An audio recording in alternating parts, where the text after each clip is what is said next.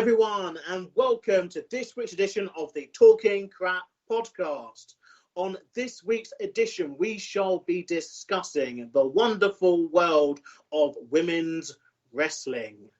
We are going to be joined by our guest, Pris Hunter. That is coming up.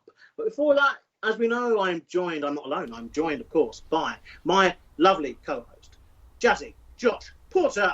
Hello, Lucas. You forgot I existed for a second there, didn't you? Oh, no. All about Pris. But how are you, Josh? How's the shed? You don't need to ask me how the shed is because Monday just gone. The announcement for us being on SoundCloud came out, and that announcement came from inside my shed tour. Indeed. Please check that video out. I mean, it was coming for a long while, that. But look, let's get straight to it because obviously a wonderful week for women's wrestling. We just had, I think, possibly one of the best women's matches out there take place at NXT TakeOver in your house this past weekend between Charlotte Flair, Io Shirai, and Rhea Ripley. Please check that out. It's an amazing contest, and we are discussing women's wrestling in some detail later on. But some news pieces first. So we've got John Cena.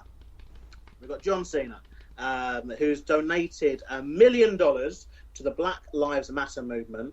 It's matching a donation made by the K-pop group BTS, who apparently Cena's a massive fans of. He's a big BTS fan. Who would have thought? Is it BTS or BLS? BTS. I don't know. I don't know anything about K-pop. Oh, actually, that's a lie. No, that's not a lie because they're not a K-pop band. You're a youngster. You're meant to know who these people are. But yeah, BTS, they donated $1 million to the fund, and Cena's matched it as he's massive fans of the group. And this, I think, just continues this whole, not even crusade at this point, it's just Cena's one of the best people to ever exist, I think. He's donated, I think he anonymously donated, people were suspecting it, he donated $40,000 to Shad Gaspard's fund recently. I think it's just great news all around, isn't it, Josh? Oh, 100%. Like, it's one of those things where he didn't kind of do it because it was something that was needed. He did it because he could. Like, he recognised the movement and thought, do you know what? Someone else has done it. I'm going to do it as well because it's a good movement, and yeah, I can. Yeah, no, it's great. And it's going to a great cause, and obviously it's a cause which is obviously very close to my heart. As a person of colour, obviously, and because a lot of people's heart, even people that are not BAME or whatever you want to call it. But I think, this is fantastic. Coming next, though, we've got the Slammiversary World Championship match. It has been confirmed. It's going to be a fatal five-way contest between the champion Tessa Blanchard, and she'll be defending against Eddie Edwards, Ace Austin, Michael Elgin, and Trey Miguel. This came on, I think, on Impact this week. Yeah, it was this week. They weren't too sure whether Tessa Blanchard was going to be able to defend the belt because of obviously the situation in the world. She was meant to defend it against Ace Austin that night after Ace Austin won a tournament to declare the number one contender. Michael Elgin and Trey Miguel being part of that tournament, and Trey Miguel being the person that Ace Austin defeated in the finals of that tournament. Yeah.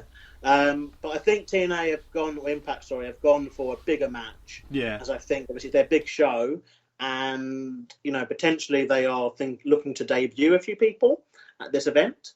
Some former WWE names. They've teased Heath Slater joining now as well, including. So if you check out the Slammiversary trailer, basically they've done, which is actually really well done. It does feature appearances or glimmers, at least, of Luke Gallows, Carl Anderson. Rusev, or a flag to indicate Rusev, as they have no footage of him as he's obviously not been in Impact before, and some of the other release guys. So it'd be quite Eric interesting. Young, Eric Young, and EC3. I got told as well that the kind of flashback match on Impact this week was from 2016, I believe, Slammiversary, between Bobby Lashley and Drew McIntyre. Yeah. Who, surprise, surprise, are competing this Sunday at Backlash, the greatest wrestling match ever, for the WWE Championship. And you can't tell me that wasn't, no, but as usual, you've got the marks in that comment section going, oh, Impact are only doing this because WWE are doing it. It's like, well, of course they are. It's the best way to capitalise on it. Like, Oh, absolutely. I applaud them for it. Like, they're not afraid to go, yeah, they were here too, but do you know what? We've got people now. Like, well, yeah, look, I think end of the day, it's always been a shit slinging contest, and WWE have thrown a lot of shit, and so have AEW, and so have Impact. And I think now we are entering a really interesting, creative time for wrestling, and a time where wrestlers are going to end up going to promotions that you never thought they would. And this is one of those examples, and I am looking forward to it. And I think there might be a new champion crowned in this, as I think Blanche had it for quite a while. But with respect, I really hope so. Like, I know that I made a controversial comment in the last episode with my Owen Hart thing, but I'm going to make another one and say, in the nicest way possible, women and men should not compete for the same title. Not because I'm sexist, not because I don't think women can wrestle, but because realistically, if you put someone like Brock Lesnar against Becky Lynch would get the shit beaten out of her. It's unrealistic, and I just think that yes, there should be equal titles, but they should not be competing for the same titles. Yeah, I mean, I kind of agree, and I'm not going to make too much of a big deal out of this, because obviously we are focusing this week on the women, but I do feel that it is something which shouldn't really happen again. I think it's good that they've done it, perhaps, but I think it is time to kind of end it and go back to a more traditional booking of the two divisions, because we've seen that the women, when they're facing each other and they're having triple threat matches, tag matches, whatever it is now, they can bring it, and that's why we are dedicating this week to the women's wrestling. And that basically concludes the news. So this week, our topic of discussion is going to be about women's wrestling, and more specifically, we're going to be talking about the death of the diva era of wrestling.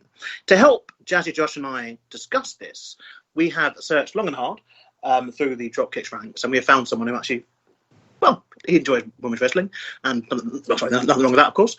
And yeah, I'm joined by the lovely Pris Hunter. Hello. Hello. It's me. Nice and energetic. It's your boy. Lucas, for next episode, can we get a guest like Champagne Charlie who has a lot more energy? I think it's the time we record these things. But anyway, look, I think we are excited still to talk about what we're going to talk about. And I mean, look, this may come as a surprise. I do quite like some women's wrestling. I know I've been put out there, like perhaps people don't think I hate it a lot, but I think there's parts of it that I do enjoy. And I think, we're going to discuss a lot today. And the good thing about this one is that I think a lot of the best stuff is still to come. Whereas when we look at other subjects, I think maybe the best stuff has already happened. But obviously, to talk about the diva era, we have to start at the beginning. And, divas, they began like in the mid-90s, I'd say. Sunny, probably the first diva. I think she has that claim. And people like Sable. And Sable... Sable did a lot of, I'd say, a lot of thing for that word, diva. And I think she's kind of someone, I think, when people think diva, they would think someone like Sable or Sunny. I know you're obviously a bit younger than myself, Brandon, but, do you kind of remember that kind of being a thing? The whole original kind of diva back in the 90s?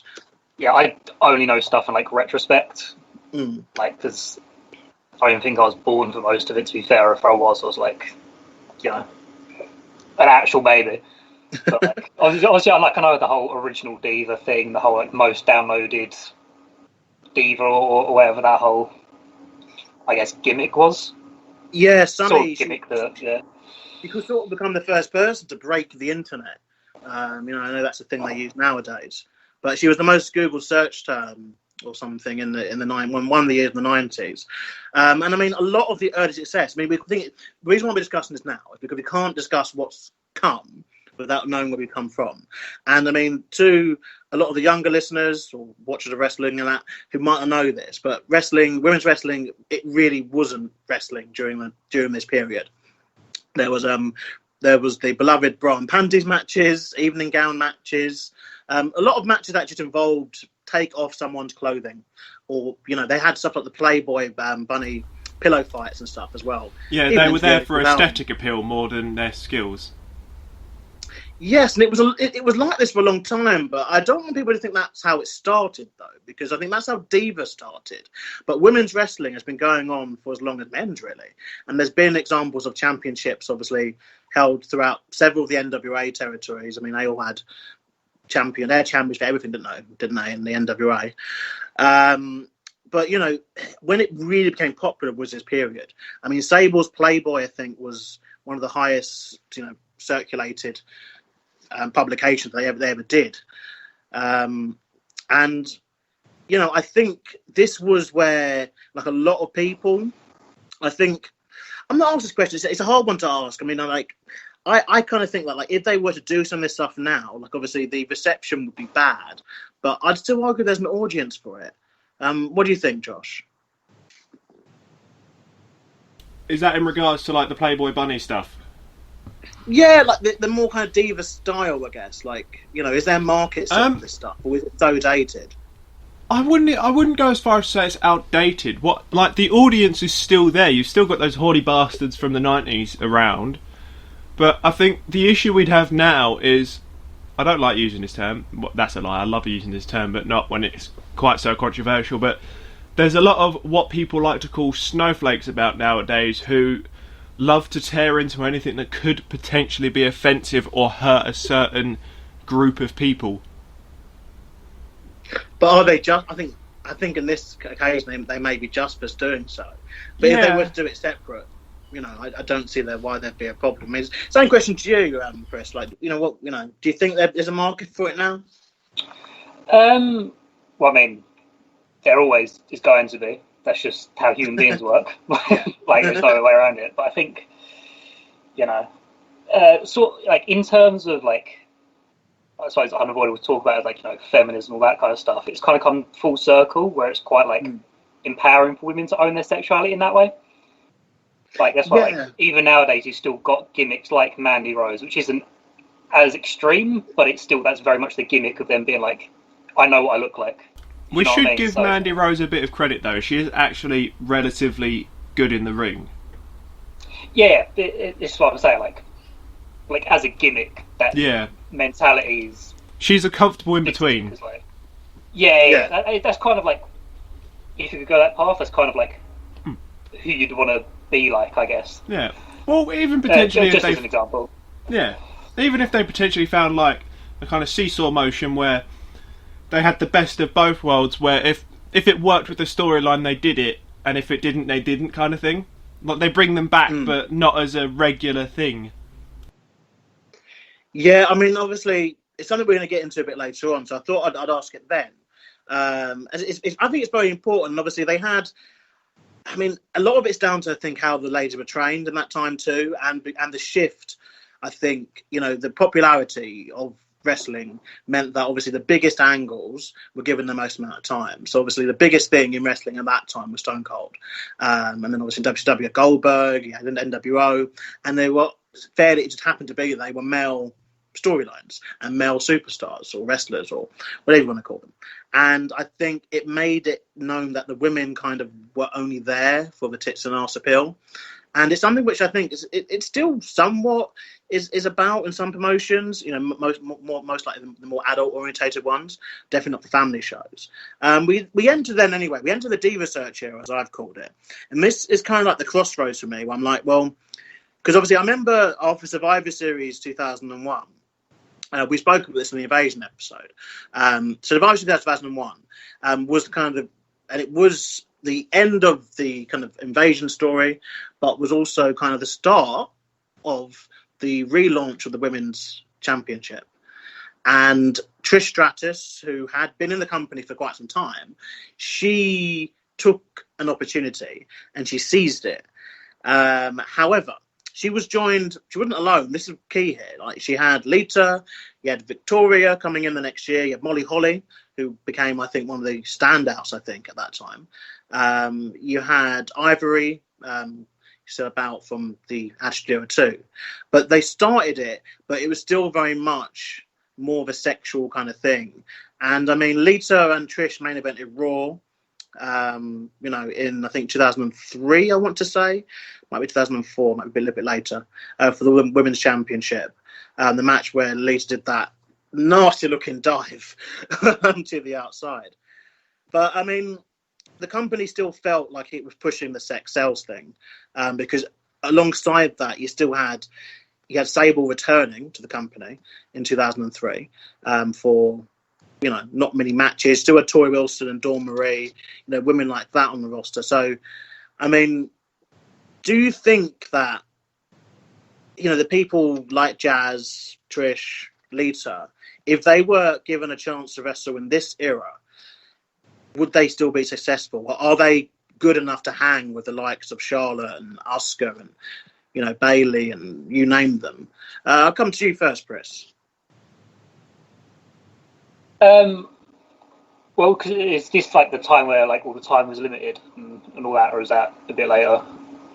We're talking more about the time is not so much limited, but it still very much is like the bigger storylines went to Tori Wilson and Sable, but we still have good wrestling. Because I mean, like Leah and Tori, they kind of where they're into like Rumbles and the Evolution pay-per-view and all that stuff, like they've kind of proven that they can, especially if they were like younger and were trained like sort of at the same time as a lot of modern women. I suppose that's true for like any of the examples you mentioned, because like they're good enough for us to still talk about them. Like I'm sure the roster wasn't that deep. Do you know what I mean? Like no. If there was like 100 women, like I mean that's a really big roster, but like 100 women that are all like of similar ability, then no one would really stand out. But the fact there was enough people to stand out, like you'd still look at them like on the same level as you do like Charlotte and whatever like nowadays. Yeah, I mean when they brought in the women's belt again, and they didn't have many women at the time. They then obviously outsourced, and it was kind of one of the first examples at the time they did this. The other occasion really was in the 90s when Alundra Blaze, obviously a controversial figure in the women's division, when she just made WWF, go to Japan and bring her opponents from Japan. She identified that women like obviously Sensational Sherry, they weren't wrestlers. And that was a problem for a lot of time. Like someone like Sable, she wasn't a wrestler. She never wanted to be. She got into it because she looked good and because her husband did it at the time. Her first husband, that is. But I think around the time of this era, we started getting into women actually wanting to wrestle. Like Molly Holly, like she went from obviously Mighty Molly, which I think is an absolute fucking amazing character, to one of the stand-ups of the division, having really good matches during that time. And Victoria, who I don't know what she's done. I don't know what she's done in a WWE, but how literally, Tori Wilson and fucking Beth Phoenix and everyone before her, Trish, Lita, etc., Jacqueline, Ivory, have all got in the Hall of Fame, but not Victoria. I have no idea how. Maybe it's got to such an impact, I guess. But then we're moving a bit forward now, so like maybe this might be more stuff that we're going to be familiar with. I'd say, I guess. But obviously, so. They introduced the Divas Championship, which is kind of the controversial part of this, what we're talking about now. So the Divas Championship got introduced in 2008 and was, met with mixed reception, to put it nicely. I think the belt design didn't do any favours. It was very girly, but it was at the time when I guess they were looking at it from a merch standpoint. And it was at this time where we're going into the matches not being competitive, the belt kind of getting forgotten. And a very, very thin roster of women, most likely, I guess, led by like Michelle McCall.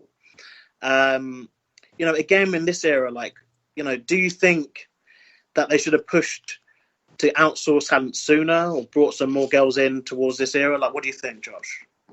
For me, I think they definitely should have brought in more women that could actually wrestle rather than just being there for their looks, because quite a lot of the time, as you mentioned, it was about the tits and arse. But for me, if you look at the women's revolution, you think of Bayley, Charlotte, Becky Lynch, Asuka, but from my point of view, if I think of the women's revolution, I really think that started back with Trish Stratus, Lita, and even Molly Holly.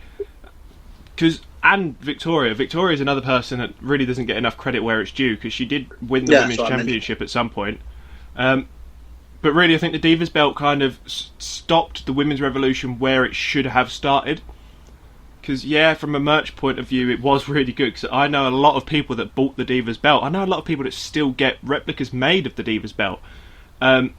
Saddles. Yeah, well and truly. But, I think if it weren't for that Divas belt, the women's revolution would have started back with the original women's championship with Trish and Lita and Molly Holly and Mickie James as well. But for me, I think it maybe diminished it a bit, and they definitely should have outsourced more talent, especially from other countries like Japan, because Japan has always been a fan of women's wrestling, especially now more than ever. Well, that's the point we are going to be getting into. I mean, obviously, the influence of international territories. I think we have to also include the UK with some of the women's wrestling that's going to come up very, very soon. But I do think what you said there, Josh, I think about how the Divas belt did feel like a step back. But I think they were forced into that because they lost. I mean, I think Trish and Lita retired within a couple of months of each other. Mickie James, while she was strong, she wasn't seen as the face of the division for a long while. And Gail Kim came back for a short while, but then quickly realised and sussed that it wasn't going to get any better. And Gail Kim, probably one of the best women to not really have anything major in the WWE. I guess she was champion, but she wasn't really seen as a face of the division, I guess. But she had plentiful success elsewhere. But the main thing I'd say here is the TNA division, the TNA Knockouts division at this time was very fucking strong. And that's what makes the decision to bring the Divas belt in and have it kind of non-competitive a bit baffling to me. I think TNA was definitely kind of the strong point of women's wrestling around that era, because if I remember correctly, Victoria definitely went to TNA and became Terra, and she was always in the title picture most of the time. And even with comedy acts like ODB, who could actually wrestle, but she was kind of mocking the whole tits and ass kind of thing, having her underwear on display, handprints on her boobs all the time. She was your picture perfect mockery of the Divas division, where she was simply there for in-ring competition, and she was a Knockouts champion multiple times. But I definitely think the Knockouts division in TNA was the high peak for women's wrestling of that time. Yeah, no, I think so too. I think as well, WWE, they also didn't like pushing people who were quote unquote alternative. And I know this is going to be controversial because what does that mean in 2020? But I think WWE was still very much blonde, tits and arse. That's a good wrestler, a good female to cheer, and anyone who was slightly alternative, just wasn't going to cut it. In this period as well, a lot of weird decisions happened. I mean, they built up to the WrestleMania 25 Battle Royal, where they had all kind of aspects of women come back from the past, the present, etc. And obviously, famously or infamously, it was drowned out by a Kid Rock concert. Kid Rock decided to run over, and it was won by Santina Marella. And I guess this was another kind of FU, I think, to the division. Because there was women obviously that were on the roster that basically got buried by, and I know as well. I know Chris as well. We love Santino, but this was probably just a big middle finger to the division. And I think now we're getting onto the era where we're kind of that pre-revolution evolution. I forget what fucking buzzwords that we used for this period now, but we're getting to the era which I think maybe you two might know a bit more about. With AJ Lee, Caitlyn, Eve, you had Eve Perez around that time, Beth Phoenix, I want to say, Natalia, Tamina, and many more. And it was starting to somewhat get a push. They had the two belts going still. And AJ Lee, I think she's someone who comes up quite a lot. Opinions on AJ Lee, actually, and what she's done for the division. Start first with you, Pris. I think, because you obviously have your Trishes and your Litas and stuff. I think AJ Lee was where So you look at like Lita and Trish and stuff in like retrospects, but I feel like AJ Lee's where people sort of started to realize in real time that women can be more than just like, well, just sex appeal. Do you know what I mean? Like she was actually like, because she had like a really good character. Obviously, she could wrestle and stuff like that. She was involved. She was like involved in all these like main event stories, but not in the same way as like, say like Sable was. Like she was like obviously like she had like the romance angle with Daniel Bryan and whatever like later on, but it was like she was. It felt like she's presented as a wrestler, not a woman. Yeah, and I mean, on the opposition side of that, and I have to mention it because I think AJ Lee and Caitlyn, to be fair, like Caitlyn was a very strong wrestler. I like to think at this time for them, and yes, so Beth Phoenix and Natalia. I said, but I think on the flip side of that, at this time. It's got to be addressed. Total Divas. The Bellas, Nikki and Brie Bella, soon to be WWE Hall of Famers. If the ceremony takes place. You know, situation in the world pending. But on the flip side of that, you had the Bellas, who arguably, and I'm going to say it right here, and people are probably going to hate me for saying it, the biggest thing to happen in that division for a long time. In terms of the Bellas and Total Divas and that kind of fame, that level that the division kind of got spotlighted at. So, same question. Thoughts on the Bellas' impact to the Revolution, Evolution buzzword? I mean, yeah, basically.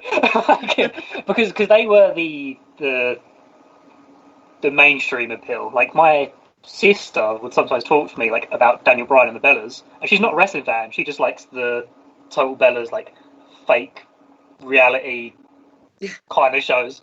Yeah, my sister watches Total Bellas as well. Yeah, never interested in wrestling or anything like that. But they know the Bellas, and like the same way people nowadays like will know John Cena or The Rock. Like that's the women's equivalent is the Bellas, for better or worse. You know, who's to say? But they were like, look, yeah, like the Total Bellas sort of exceeded the audience of WWE. Yeah, which you know, arguments can be made whether or not they held back Women's Revolution or whatever. But like they, at least for the time, like they were the most important part of the division. Like. I think they needed numerically. Yeah, I think in a way that they needed the Bellas to be the Bellas for the Revolution. We're looking at the fucking buzzword now. I can't remember what the stage they had. I think because you had the Revolution, which is the Bellas, and the Evolution basically after Charlotte took the title here. But look, I mean, I think though they needed the Bellas to be the kind of opponents for the women's wrestlers, because that was the Bellas in a way embodied kind of what fans hated about the women's division, about the Diva division. You know, they were beautiful, they were twins as well, which helped, and they were limited in the ring. I don't want to say they're bad in the ring. I think they got better towards the end. They got better, towards the end, and they could kind of have an okay match. But obviously, they're not to the level of what we're expecting now. I think Nikki's much better than Brie, but obviously they're now both retired for now anyway. They never to any kind of Saudi money, I guess. But I think the division needed it in a way, because without them, it would be kind of hard to have like a flip reverse of it. The opposite, which are obviously the wrestlers. And so we're at the point now where this revolution started, and I mentioned this before we went kind of recording. So what had happened is, for a long period of time, women's matches had seen their time on TV and pay-per-view shrink. We're talking 2-minute, 3-minute affairs on television, potentially 6 or 7 minutes on pay-per-view. And that was it. Not competitive, not doing any of the moves the guys do, no kind of hardcore matches, nothing extreme. Then it all kind of culminated in a match on Raw in, I think, February 2015 that lasted a tag team match, by the way, it lasted about 2 minutes. But after that, the hashtag Give Divas a Chance starts trending. And, at this time as well, they had NXT. The NXT women, Bayley, Sasha. And before that, I think people need to give a shout out to Emma, Summer Rae, and of course Paige and AJ Lee, who was just phenomenal talents and were a big part of this. We get to the Give Divas a Chance, and we start very rapidly seeing more women on the main roster. They started I don't know if you guys remember, the PCB and was it PCB Team Bad, and then the Bellas team with Alicia Fox. Another one, to be fair, who had a fair share of controversy, but she was around for a long time. But I mean, this was when I'd say things started getting escalated, and it all built up to WrestleMania in 2016, I believe that's WrestleMania 32, where they scrapped the Divas Championship and brought in the Women's Championship. And that's basically when we start getting all the good stuff, I guess. And I guess, a lot of the stuff that you're a fan of, Pris, would be from this kind of era that we're talking about now. Like, do you think it was a right call for them to scrap the Divas and bring in the Women's Championship? And then obviously win the brands that they brought in new belts too? I mean, is there an argument for the contrary? like it was like, yeah, like, because that's like basically, at least the way I always saw it is WWE being like, oh yeah, like the past like almost 10 years, yeah, we kind of fucked up. And that's just like, okay, we're gonna, because like, but so like even during that time though, like with the 2-minute matches, whatever, what blows my mind is with that like limited time, we still know how good some of those women were with that limited time, like, which is the saddest part. But like, yeah, no, because I think the women's belt rules, like at the moment, like with the red and the blue colouring, even like I like both the belts. Yeah, I think they're probably nicer. And like the fact they look nicer, the fact they dropped the Divas thing is a bit weird. That there was like, we'll give Nikki Bella the longest Divas title reign, and then immediately scrap the belt. And then it's just, oh, okay, cool. But like, good. Was Charlotte not the last Divas champion, if I remember correctly? I'm pretty sure she's the one that retired the belt. Yeah, she did. Yeah, because wasn't it? She was Divas champion going in, and then she was technically a new champ because she like defended the belt. Technically, I don't know. Does it count as a defense? Yeah, because she defended it and then was crowned a new one. Yeah. No, she's crowned the new one because Stephanie McMahon did the presentation in front of all the Divas, didn't she? On like WrestleMania weekend, and I think there's footage of that on the network. I think one of the 24s or something like that, where they introduced the Women's Championship and say this will be online tonight, and then they start the match, I believe, with the belt already in the ring. So it is like to crown new champion. So the Divas Championship reign ended that day, and then the Women's Championship reign began that day. It's quite a touching moment, really, and obviously since then it's fucking amped up. I mean, obviously a match which I think I need to throw out, and people don't just maybe leave like a link or note in the comments of this. Like, Trish Stratus and Victoria had a hardcore match in the WWE in 2002, a Survivor Series. You've also got Lisa and Trish main eventing Raw in 2004, like we mentioned already as well. But in 2016, my fucking God, what we got it all. We got Iron Man, or Iron Woman, sorry. We got Hell in a Cells. We then still got the Royal Rumble. We had 4K Anywhere matches. We had, you name it, really. They slapped it, and they did it. And I think, we've really seen that. For me, look, and this is where people are going to be surprised. I think personally, some of the women's matches have been better than the men's equivalents. I think there's never been a bad women's ladder match. That's my take. Money in the Bank ladder match. I've recently watched them all before the last Money in the Bank, but there's been a bad one for women. Never ever. Like, there's been a lot for the men where it's like, oh shit. But for the women, they've obviously had a chance of doing 4, I believe. Not been a bad one since. They've come up with innovative spots and innovative things to do. And do you think now? I think now as well, like they had Ronda. Of course, we can't obviously ignore her. I think she brought a kind of legitimacy, the same legitimacy that like Brock Lesnar brings to the men. I'd argue she brought to the women for a long time. And we're getting 15-minute matches. We're getting tag matches. We're getting tag belts, obviously, for the women. I mean, just to wrap this up, like, where do you see women's wrestling going forward then, Chris? Well, I suppose they'll just keep on as it is for now. But, like, I think the reason, like, because I prefer a lot of, like, on NXT takeovers or wherever, like, so we will, like, I still think the women's matches are presented a lot better, and like and as you said about land matches, because I feel like, and like this is something like a point for going forward, is that like I find that women, and this is why like I like watching women's wrestling, is because they tend to work a lot harder than the men do, just because they like even still feel like they have a point to prove, because like in people's eyes, like, or at least like how they might see it, is women aren't allowed to have a bad match at the moment, because otherwise people will be like, oh, it's back to, you know, whatever. Yeah. Which I feel like is going to be the case for the next like 20 years maybe, where like if I don't know, Yeah, some women have a main event and it's bad, people are like, oh, women should never main event, like the triple threat WrestleMania with Ronda, Becky and Charlotte, where they're like, oh, you know, women shouldn't main event, the match was terrible or the finish was terrible, whatever. I was like, we had like fucking Roman Reigns and Triple H have those boring matches of all time, like the year before or whatever, or whenever it was. Like, they're constantly like fighting the stigma and the like. I think it's new to them. It's an uphill battle. I feel like to be considered on the same level in the grand scheme of things, like.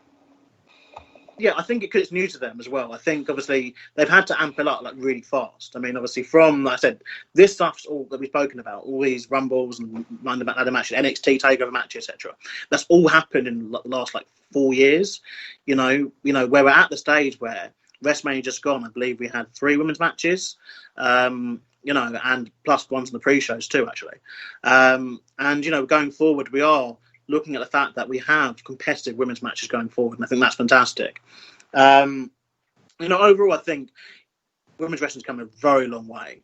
Like from its competitive original days in the 40s, 50s, 60s, 70s, etc., and then obviously through the Diva days, which we've obviously discussed in great detail. And I think WWE made the right call, like personally, you know, to rebrand the belt and to give it more attention, in particular because in the last few years, which we're going to touch upon for a little bit, and this is where your knowledge comes in handy, Pris, you know, the competition, you know, women's wrestling around the world, you know, has improved. I mean, who are some of your kind of standouts from any promotion? I mean, you know, let's branch it outside WWE for now. Start with you, Pris. I mean, as you know, I'm a big Joshi guy. One of my favourites is Chris Wolf, who's like, was just a like her character. I mean, it's just her personality, but it's like a beast into itself. Like she's considered like a Joshi legend to some people, and she'd only wrestled for 3 years before retiring. Like that's like how quick it goes. And then you've got Kagetsu, who retired recently as well. Like this is all in Stardom. Mayu Iwatani is one of my favourite matches was Io Shirai versus Mayu Iwatani in Stardom. They're like a 45-minute match, and like, you know, I hate long matches. Yeah, match was sick. It's a match of all it's what you do at the time, though. This goes in general, to be fair. I mean, but usually, yeah, I know we're not a fan of these very lengthy matches. Okay, any other standouts? Anyone else? In DDT's women's promotion, I can never remember the name of. It's TJPW, I think, is the acronym. But you got. I'm going to try and pronounce the name correctly. I think it's Makoito, who's like really a fun character, and she's sick as well. I noticed that there's a lot of characters as well that come in women's wrestling. I think that's quite interesting. Because I feel, especially with Joshi wrestling, like just Japanese women's wrestling, because it's more accepted and it's very much its own scene, they're given the freedom to experiment. Yeah, that makes sense.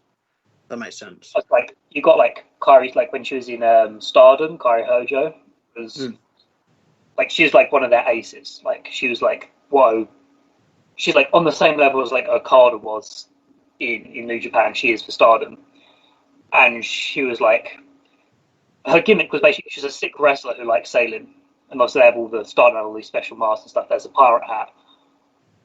but because I feel like she already proved herself, she's able to go to WWE, where everybody's like just good wrestler. Yeah. She was able to really like lean on the pirate stuff, and but then you've got like Io Shirai, who's just changed gimmick basically, or evolved it, I guess, to just be evolution. There we are. We must touch on that. I mean, do you think they'll do another Evolution pay-per-view? It was 2017 or 2018, wasn't it? Because there was a second one planned originally, but I think they've obviously gone a different direction. Well, what do you think? Coming to you? I think they will, because obviously they did multiple of the women's tournament. What was the women's tournament called? Mae Young Classic, wasn't it? Yeah, the Mae Young Classic. They did a few of those, so I don't see why they can't do another women's Evolution pay-per-view. Because I don't see it affecting them badly. Like, it can only draw in more viewers. And I know a lot of people, obviously, including Pris, that would really appreciate the standout for the women's division. Because, obviously, they did main event WrestleMania as a one-off. So I don't see why they can't do another Evolution pay-per-view for just women. I mean, do you kind of think, though, that it was like a nice kind of send-off, I guess, because they had the old meets new. You know, there was a lot of that already on. I think it's maybe they see it as we just want the women to just be good, for, on our cards. And like since then, obviously they've main evented pay-per-views and they've main evented Raw and SmackDown, etc. So I think they kind of want them to be an inclusion, because I guess otherwise, do you have men's only pay-per-views? Do you have tag team only pay-per-views? Do you have hardcore only pay-per-views? I mean, it gets to a limit where I think they want the women to kind of see that they're just good wrestlers now. Well, I mean, personally, like I think Asuka is probably one of the best wrestlers in the world, like, regardless of gender. Oh yeah, 100%. She's a female, but I'd argue she's better than a lot of the men. That's my opinion. Well, one of my favourite matches. I don't see why they can't do just one more women's Evolution pay-per-view, because they've done the one, and that was a combination of old and new. So why can't they do just one more pay-per-view, just showcasing the women they have of today, as opposed to all of the above? Yeah, I guess they've got the NXT as well. What do you think, Chris? Do you think they should do another Evolution, a women's only pay-per-view? Probably I could see like two sides of the argument. One is like, you want to give like all these women, like, because obviously you only get like so much TV time to do all these storylines, and you can give like all these women like a platform basically. Because I'm like, not a lot of people know like how good like someone like Sarah Logan is. Obviously, like a lot of people see her as like one of the lackeys in the Riot Squad, but before like going to WWE, she was like a hardcore wrestler. She never got to show like what she can actually do. I feel like. Didn't she get released? Yeah. I thought so. That's yeah. Well, they brought Drake Maverick back, so why can't they bring her back? I feel like there's going to be a lot of rehirings. In the next few months. I think it's definitely the climate that affected all of those releases, and maybe after everything's gone back to normal, then maybe. I don't see why they can't look at the options. Yeah. Oh yeah, no, I'd agree to that. So look, I mean that's we spoke great today. I mean, some great points, to be fair. And I think that the future. This is one where I said at the start. I think the future for this is what's the good stuff, which to me as a fan is exciting. I think while obviously we can talk about some of the men's stuff and we go, we're never going to replace Hulk Hogan, we're never going to replace Stone Cold, and we're never going to replace all these people, and it's watered down. I think the women's stuff, because they never had this chance, we are at a time where we're going to see some of the better stuff come, I think. Taking a break for our final thoughts, as over to you, Mr. Porter, as you are going to introduce the lovely promo challenge.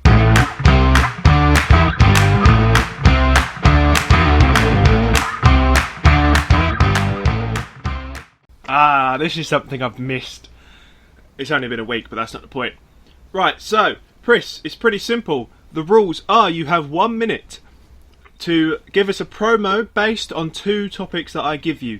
That could either be a pay-per-view or just maybe a random show, and you'll be facing a selected wrestler of my choice. You'll be scored out of 10, 5 points from me and 5 points from Lucas based on your promo. Do you understand the rules? Yes. Yes? That was a very confident yes. I'm fronting. So, your two topics are: you are facing Bobby Lashley for the TNA World Heavyweight Championship at Bound for Glory. Your 1 minute starts now. Oh shit. hold on, give me a second. I'm gonna fumble over my words. Alright, my minute starts now. I'm calling it. Alright. Bobby Lashley. This weekend at Bound for Glory. I'm coming for the TNA World Championship. You've held all the titles here, but you haven't gone through me, and you never will. I'm walking out of the pay-per-view, the TNA World Champion. That's it. That's what you get. That's it. Very good. I was, because halfway through I realised that TNA is not called TNA anymore, and I'm like, oh shit. I threw myself off. I did specify TNA. True. Yeah. No one gets to call the time. You don't fuck with the clock. Fortunately, you fuck with the clock. So I have to be harsh, and I have to only award it a 2. I think as well, it went half the time as well, so I couldn't give full marks anyway. So it went half the time. The commitment was there at first, though. It did sound quite threatening, but 2 from me, rule breaker. Yeah. Like Lucas said, it wasn't the time. It was actually about half of it. I'll give you credit though, because there was a lot of, shall we say, enthusiasm there. You did have to correct yourself at some point, so I'm going to have to go with. This is a first. I'm going to go with 2.5. Oh, we're Dave now. Yeah. So that puts you at the very bottom of the leaderboard with 4.5 points. Hey man, an accolade is an accolade. Yeah. So I have a baby prize for the last. Yeah, participation room. So at the end of that, so far we've got Vinnie Daniels and Champagne Charlie at the top, both with 8 points. Can anyone beat them?